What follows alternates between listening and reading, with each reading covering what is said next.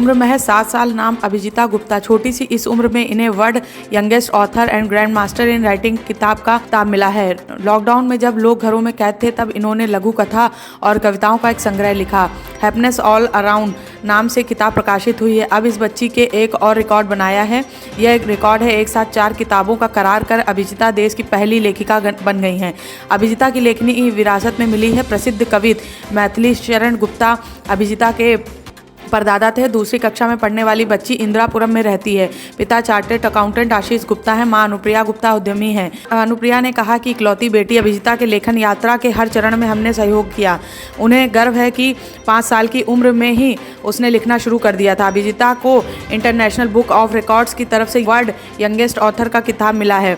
Asia book of records ने इन्हें grand master in writing का खिताब दिया है। इंडिया बुक ऑफ रिकॉर्ड्स ने कहा है कि अभिजिता कविता और गद्य लिखने वाली सबसे कम उम्र की लेखिका है। अभिजिता की पहली किताब की 10,000 प्रतियां की रॉयल्टी का एक हिस्सा मिल चुका है।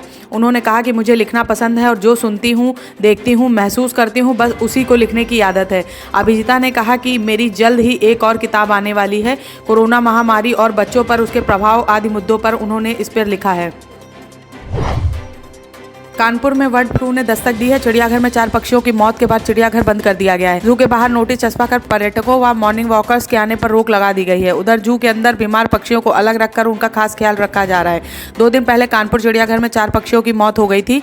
मृत पक्षियों में बर्ड फ्लू के लक्षण पाए गए थे। जू प्रशासन ने पक्षियों की पोस्टमार्टम के लिए भोपाल रिसर्च सेंटर भेजा था। पोस्टमार्टम रिपोर्ट में 4 पक्षियों की मौत बर्ड फ्लू से होने की पुष्टि हुई है। जू प्रशासन के साथ ही स्वास्थ्य विभाग भी अलर्ट हो गया है। 7 बाड़ों में 935 पक्षियों को रखा गया है, जिसमें लगभग सभी प्रकार के पक्षी शामिल हैं। अचानक पक्षियों की मौत के बाद जू प्रशासन ने सतर्कता दिखाते हुए जानवरों के लिए बाहर से आने वाले चिकन पर पाबंदी लगा दी है। दरअसल बर्ड फ्लू मुर्गियों में फैलता है। जू में बड़े पक्षियों के बाड़ों को ढक दिया गया है। इसके साथ ही दवाओं को छिड़काव व साफ सफाई का काम किया जा रहा है। इसके साथ ही पक्षियों के बाड़े में मिट्टी और मल की भी जाँच की जा रही है।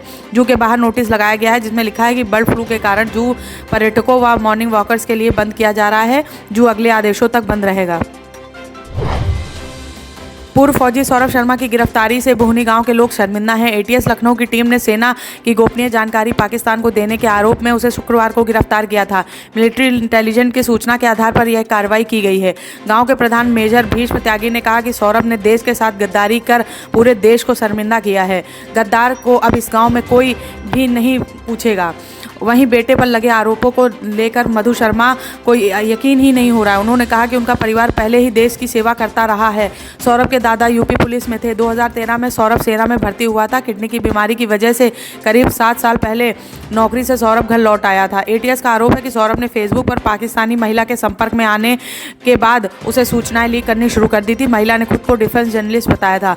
सूत्रों ने बताया कि नौकरी छोड़ने के बाद सेना के आला अधिकारियों ने सौरभ के खातों बैंक के खातों जांच की तो संदिग्ध ट्रांजैक्शन दिखा। इसके बाद सौरभ पर नजर रखना शुरू किया। 15 दिन पहले दिसंबर 2020 में एटीएस उसे उठाकर ले गई थी। तब पूछताछ के बाद उसे छोड़ दिया गया था। गुरुवार देर शाम मेरठ की एटीएस टीम सौरभ को हापुड़ स्थित उसके गांव लाई और यहां उसे गिरफ्तार कर लिया गया।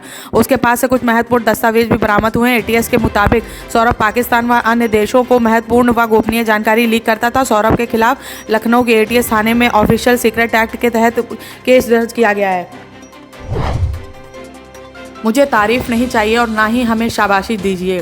पहले खुद को बदलिए, नहीं तो आने वाले समय में जैसे हम पीने का पानी खरीद कर पी रहे हैं वैसे ही हमें ऑक्सीजन खरीदना पड़ेगा।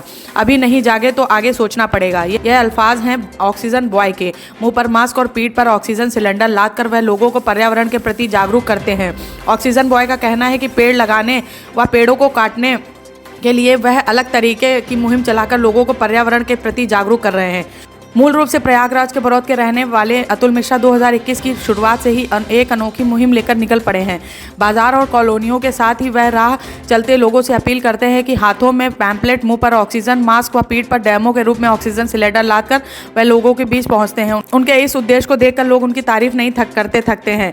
यही नहीं, उनकी इस लगन को देखकर लोग उन्हें ऑक्सीजन बॉय के नाम से भी बुलाने लगे हैं।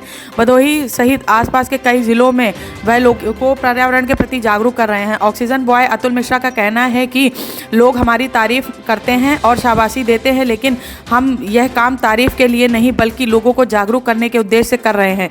अगर इसी तरह पेड़ों को काटा जाता रहा तो आने वाले समय में हमें ऑक्सीजन का सिलेंडर व मास्क लगाकर चलना पड़ेगा, जैसे इस समय पानी की बोतल को लेकर चल रहे हैं।